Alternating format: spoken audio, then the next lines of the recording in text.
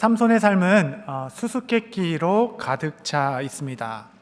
성령께서 그의 삶을 인도하셨기에 상식적으로는 이해할 수 없는 일들이 많이 일어났고 세상은 그 힘의 비밀을 알고 싶어 했습니다. 이 질문과 갈등이 삼손 이야기의 뼈대를 이루게 됩니다. 삼손은 설교자마다 그에 대한 평가가 상이합니다. 어떤 분은 삼손처럼 살면 안 된다라고 얘기하고 어떤 분은 삼손은 오해받고 있다 이렇게 이야기합니다. 그만큼 여전히 수수께끼와 같은 인물이 바로 삼손이었습니다. 우리의 인생도 수수께끼와 같다 하겠습니다. 질문은 많은데 정답은 좀처럼 요연합니다. 풀어야 할 숙제는 많은데 어떻게 풀어야 할지 방법은 잘 모르는 것이 인생입니다. 더욱이 언어도 문화도 제도도 익숙하지 않은 낯선 땅에서 소수민족으로 살고 있는 우리 이민자에게는 더욱 그러하다 하겠습니다. 근래 들어 두 가정이 저를 찾아와서 목사님, 이제 오랜 신분과의 싸움을 그만 멈추고 한국으로 돌아가려 합니다. 기도해 주십시오 라는 기도 제목을 받았습니다. 한 치 앞도 안 보이는 안갯길과 같은 인생을 우리는 걷고 있죠. 그러나 오늘의 본문 성경은 그 수수께끼 같은 인생 그 어딘가에 하나님께서 숨겨놓은 보물과 같은 선물이 있다라고 말씀해 주십니다. 오늘 본문이 그 지혜를 담고 있습니다. 사사기서 14장은 삼손의 사역 초반부에 있었던 아주 이례적이고 독특한 사건 하나를 그리고 있습니다. 삼손이 블레셋 여인과 결혼하기 위해서 딥나로 내려가던 길에 한 포도원에서 사자를 만나게 된 것이에요. 본문을 보시면 5절에 보면 삼손이 그의 부모와 함께 딥나에 내려가 딥나의 포도원에 이른즉 젊은 사자가 그를 보고 소리 지르는지라. 그냥 사자가 아니라 젊은 사자라 합니다. 젊은 사자는 힘이 왕성하고 포악하며 이는 으르렁거리고 있기 때문에 굶주린 사자였을 것입니다. 그는 날카로운 이빨을 드러내며 당장이라도 삼손을 잡아먹을 듯이 마주서 있는 것입니다. 삼손에게 이것은 단순한 어떤 짐승의 출현이 아니라 죽음의 위협에 직면한 상황이었을 것입니다. 그런데 그때 삼손에게 하나님의 영이 강하게 임하게 된 것입니다. 14장 6절에 여호와의 영이 삼손에게 강하게 임하니 그가 손에 아무것도 없이 그 사자를 염소 새끼를 찢는 것 같이 찢었으나 그는 자기가 행한 일을 부모에게 알리지 아니하였더라. 여러분, 이 장면이 삼손이 처음으로 성령의 강한 이 영감을 얻어 감동을 얻어 그 힘의 능력을 경험했던 사건이 되었습니다. 그리고 얼마 후 삼손이 같은 지역을 지나가다가 놀라운 장면을 목격하게 된 것이에요. 그것은 죽은 사자의 시체 안에 벌떼가 살고 있었고 손을 집어넣으니 그 안에 달콤한 꿀을 얻게 된 아주 기이한 경험이었습니다. 삼손의 마음에는 아니, 먹는 자에서 먹을 것이 나왔네, 강한 자에서 단 것이 나왔도다. 삼손은 그 기묘한 일을 마음 깊은 곳에 비밀로 담아두게 되었습니다. 이후에 마을에 잔치가 열리게 되었는데 흥이 오르다 보니까 이 삼손의 특징이 이제 절제가 안 된다라는 건데 뭔가 좀 내기를 걸어서 저 친구들을 그냥 코를 납작하게 해주고 싶은데 그러려면 나만 아는 수수께끼를 내서 골치 아프게 만들어야겠다라고 생각하고 던진 질문이 바로 오늘 본문의 내용이었어요.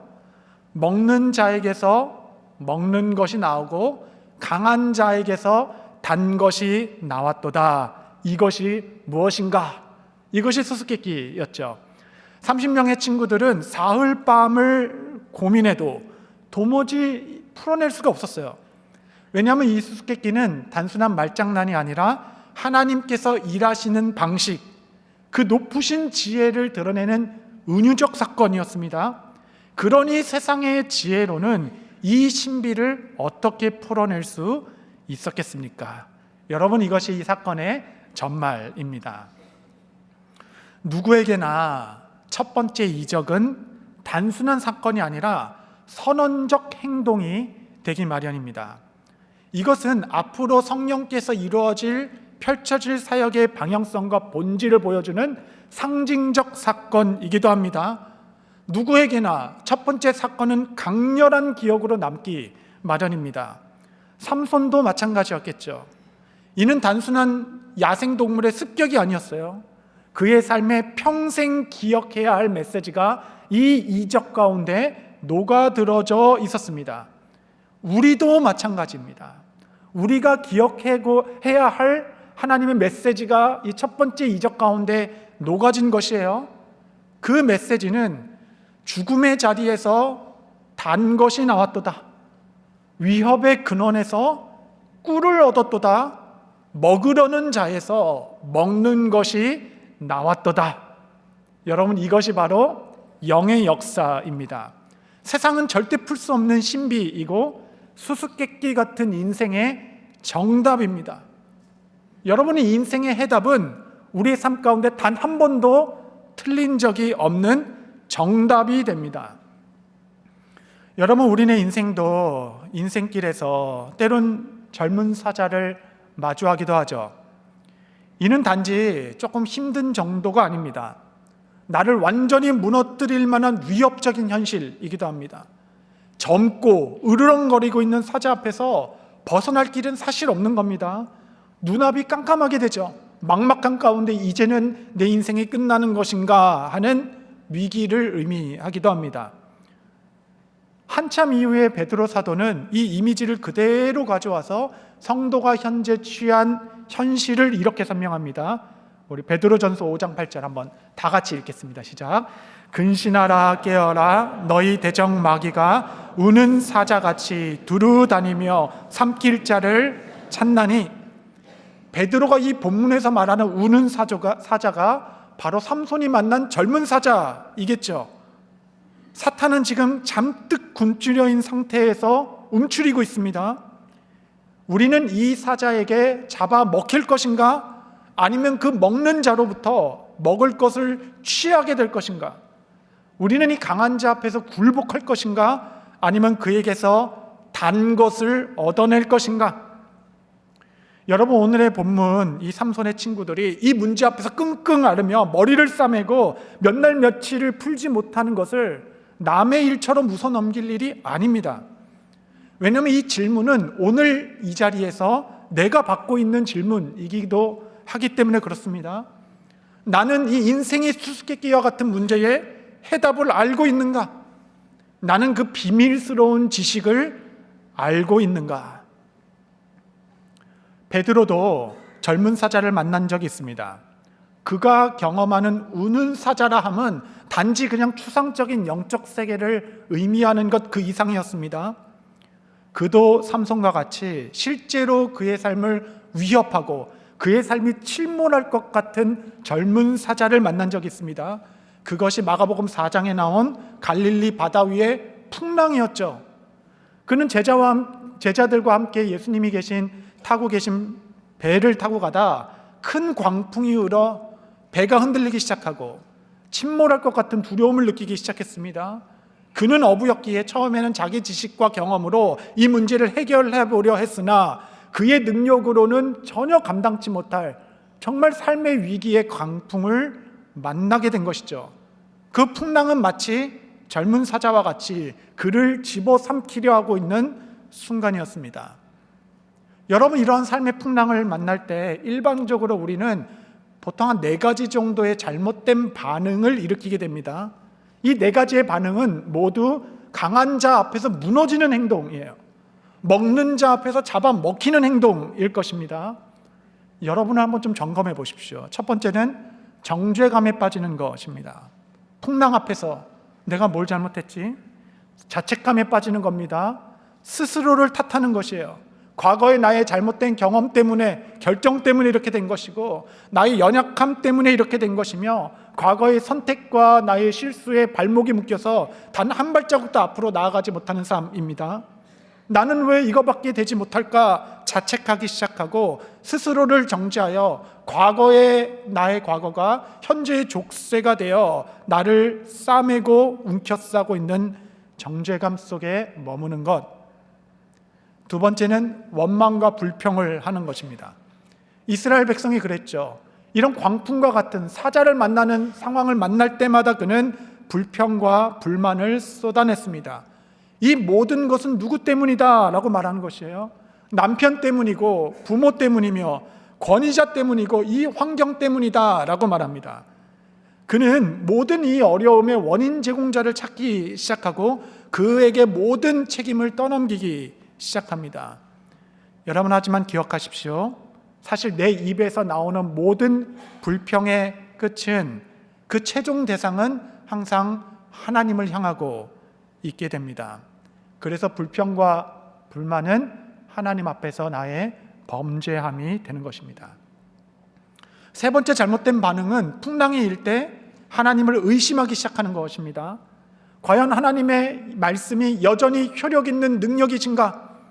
과연 성경 속에 하나님이 여전히 내 삶 가운데 역사하고 계신가? 지금도 이 상황에서 하나님은 다스리고 계신가? 그의 성품과 약속을 의심하기 시작하는 것입니다.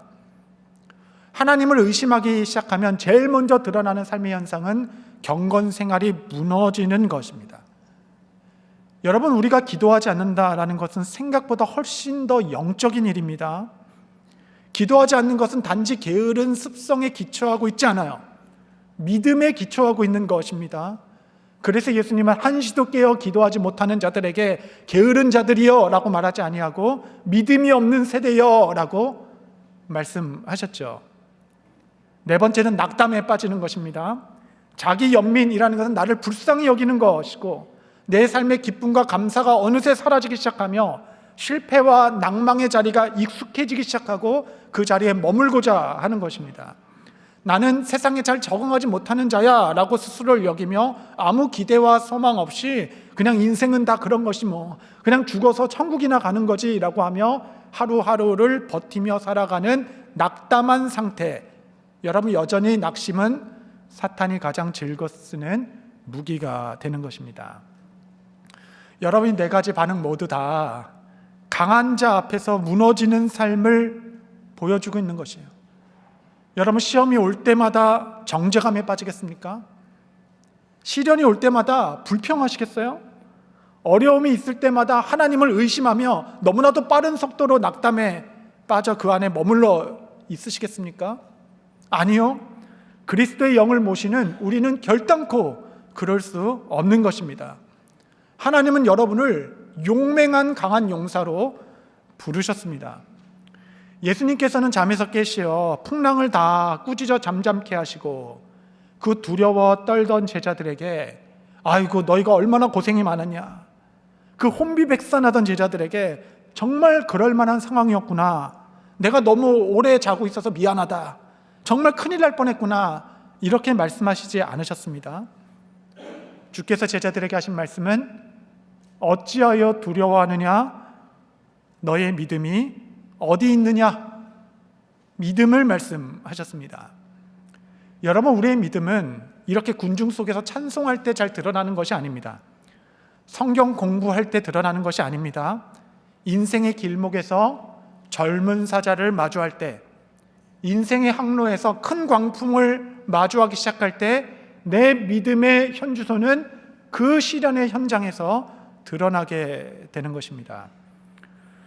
여러분, 우리는 젊은 사자 앞에서 드린 다윗의 용맹한 기도를 알고 있죠. 시편 17편 12절 13절에 보면 그는 그 움킨 것을 찢으려 하는 사자 같으며 은밀한 곳에 엎드린 젊은 사자 같으니이다. 13절 한번 같이 읽겠습니다. 시작.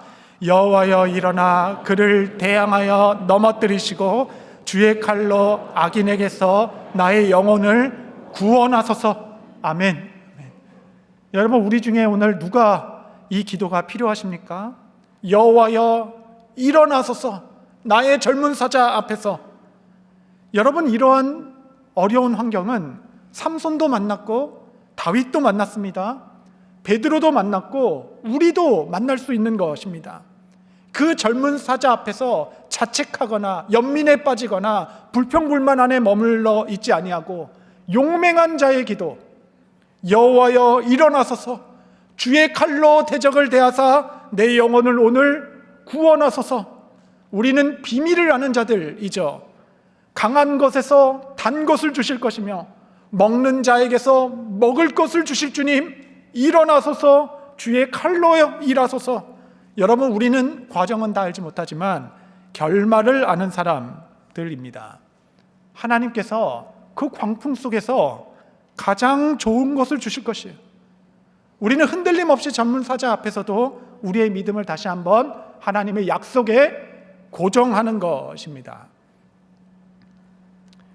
제가 제 삶이 가장 어려울 때 우리 가정에도 내일이 있을까 생각이 들고 매일 밤낮을 눈물로 지냈던 시절이 있었습니다. 그때 저를 살린 말씀은 여러분, 하나님의 위로가 아니었어요. 얼마나 힘들었니? 그래, 수고가 많다. 이렇게 따뜻하게 보듬어 주는 말씀이 아니었습니다. 그 말씀은 강력한 훈계였고 높은 부르심이었어요.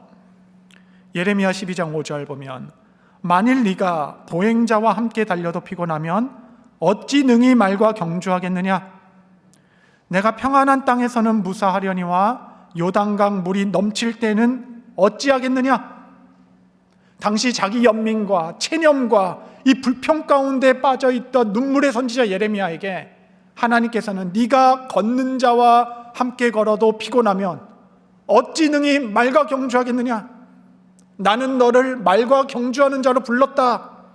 나는 너를 이 정도로 피곤한 삶으로 부르지 아니했다 라고 말씀하는 것입니다. 너는 조심조심 살 것인가? 아니면 용맹하게 살 것인가? 너가 진정 원하는 것은 무엇이냐라고 질문하시는 듯 하죠. 저런 많은 군중들처럼 발을 질질질 끌면서 먼지를 풀풀 일으키며 원망과 자책과 의심의 말들을 쏟아내며 투덜투덜 걸어갈 것인가? 아니면 저 승부욕이 강하고 탁월한 말들과 함께 힘차게 경주하며 달릴 것인가? 나는 너를 말과 경주하는 자로 불렀다. 여러분이 훈계와 도전이 제 영혼을 살게 하는 것입니다. 주님, 제가 이 문제 앞에서 낙담하지 않겠습니다. 강한 자 앞에서 무너지지 않겠습니다. 젊은 사자라도 뚫고 지나가 하나님께서 마침내 주실 그 꿀같이 단 것, 그 먹을 것을 주실 하나님의 비밀을 붙들고 용사처럼 일어나겠습니다. 여러분, 인생은 모험이고 삶은 전투입니다. 위협과 고통이 있지만 믿음으로 걷다 보면 이내 끝이 보이고 그 끝 지점에서는 기적이 일어납니다. 너는 열방을 향하여 저 천성을 향하여 이 작은 문제에 갇히지 말고 깨우쳐 일어나 하나님의 나라를 살아가라. 모든 걸림돌은 디딤돌이 될 것이고 너는 강한 자에게서 단 것을 얻게 될 것이다. 여러분, 이 수수께끼와 같은 인생의 유일한 지혜, 유일한 해답, 여러분, 이 정답은 단 한 번도 실패가 없었습니다. 단 한 번도 어긋남 없이 하나님께서 믿음으로 사는 모든 인생의 수수께끼의 해답으로 단 것을 주셨고 먹을 것을 주셨습니다. 여러분, 어제 우리 교회 작은 기쁨이 있었습니다. 그것은 히스프렌즈의 한 성도님의 환갑잔치였습니다. 요즘 누가 환갑잔치를 하냐라고 하겠지만 히스프렌즈 장애가 있는 가정에서 건강하게 회갑을 맞이한다라는 것은 지난 그 가정의 많은 눈물의 수고를 축하하고 그 모든 헌신들을 위로받는 정말 기쁨의 잔치가 되는 것입니다.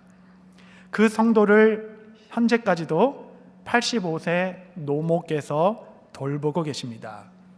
그런데 그 어머니께서 얼마나 건강하신지, 어떻게 이렇게 총명하시고 건강하십니까? 라고 제가 질문하니까 그 어머니께서 제가 하신 말씀은, 목사님, 저는 건강해야 할 이유가 있잖아요 라고 말씀하십니다. 사람들은 장애가 한계라고 말하겠지만 지난 60년 이 아픈 딸을 돌본 어머니에게는, 어머니의 고백은 이 장애는 은혜의 통로요 구원의 선물이었다라고 하십니다. 아픈 딸 때문에 딸이 먼저 세례도 받고 그로 인하여 어머니도 세례를 받고 지금까지 믿음의 공동체에서 살아가도록 이 풍랑 너머 하나님께서는 단 것을 주셨고 이 먹는 자에게서 먹을 것을 주셨도다. 이 삶의 고백이 그의 삶에 비치는 듯하여 우리 하나님께 감사했습니다. 여러분, 이 비밀, 이 지혜, 이 영의 역사는 단 한 번도 어떤 인생에도 실패한 적이 없는 하나님의 경륜입니다. 여러분, 결국 아는 것이 힘입니다. 세상에는 세 가지 지식이 있어요. 상식이 있고 지식이 있고 비밀이 있는 것입니다. 우리는 비밀을 아는 만큼 살아가게 될 것이에요. 비밀을 모르면 상식대로 그냥 살아갈 것이고 가진 지식만큼 일처리하며 살아갈 것입니다. 그런데 비밀을 아는 사람은 이상하게 살아가는 것이에요. 그의 행동 방식은 상식을 뛰어넘고 지식을 이겨냅니다. 갑자기 이상하게 가진 것을 다 팔아서 밭을 사고자 하는 겁니다. 세상은 너가 미쳤냐라고 말할지도 모르겠어요. 그러나 그는 정신 나간 것이 아닙니다. 비밀을 알기 때문에 그런 것이에요. 그 밭에 숨겨진 보화를 알기 때문에. 그래서 그 밭을 살려고 하니까 자꾸 입에서 노래가 나오는 겁니다. 자꾸 밤에 자도 잠이 안 오고 자꾸 꿈꾸게 돼요. 이 보화를 가지고 무엇을 살까? 무엇을 해야 될까? 어떻게 살아갈까? 계속 그림을 그리게 되고 이 꿈이 멈춰지지 않게 되는 겁니다. 여러분, 수수께끼는 문제가 아니라 지혜이죠, 지혜. 우리는 이 비밀을 아는 자로서 내 삶의 때때로 맞이하는 젊은 사자 앞에 용맹하게 서서 그 광풍이라도 우리의 믿음을 드리며 삶의 끝에서 우리에게 가장 좋은 것을 주실 주님을 기대하며 흔들림 없이 우리의 삶을 이루어 가게 될 것입니다. 성도 여러분, 예수님께서 마주하신 젊은 사자는 바로 이 골고다 언덕의 십자가였습니다. 정말 이 비밀 그대로 가장 추악한 십자가를 통하여 가장 선하고 아름다운 결과가 도출되었습니다. 이 세상에서 최고로 강한 것은 죽음일진데 이 강한 자에서 구원이라는 가장 단 것을 하나님께서는 주셨습니다. 저주의 형틀 위에서 영원한 생명의 길이 열렸고 그가 흘린 순결한 피를 통하여 용서와 화해가 흘러나왔습니다. 이 십자가는 하나님의 비밀 중에 가장 높은 지혜요 하나님의 능력이 되었습니다. 성도 여러분, 이 전쟁과 같은 삶을 사시며 많이 힘드시죠? 다시 한번 최고의 지혜, 최고의 역설 그리스도의 십자가를 바라보십시오. 먹는 자에게서 먹을 것이 나올 것이에요. 강한 자에서 단 것을 얻을 것입니다. 참혹한 십자가에서 가장 달콤한 꿀을 주셨습니다. 여러분의 삶도 그러할 것이에요. 오늘 이 십자가 앞에서 용사와 같이 일어나십시오. 하나님의 영이 여러분과 함께 하십니다. 내가 너를 결탄코 떠나지 아니하겠다라고 말씀하셨으며 고아와 같이 단 한순간도 홀로 두지 않을 것이다 라고 말씀하시며 불이 너를 사르지 못할 것이고 물도 너를 침몰하지 못할 것이다 라고 얘기했습니다. 마치 사자굴에 빠진 다니엘처럼 주의 영이 함께하는 자에게 그 굶주린 사자가 할 수 있는 것은 아무것도 없을 것이에요. 여러분, 십자가의 밤 넘어 부활의 새 아침을 여러분에게 주실 것입니다. 특별히 풍랑 한가운데 계신 분들에게 오늘의 이 성찬의 은혜가 특별한 은총으로 여러분에게 임하여 영혼의 새 힘을 얻는 복된 예배 되시기를 바랍니다.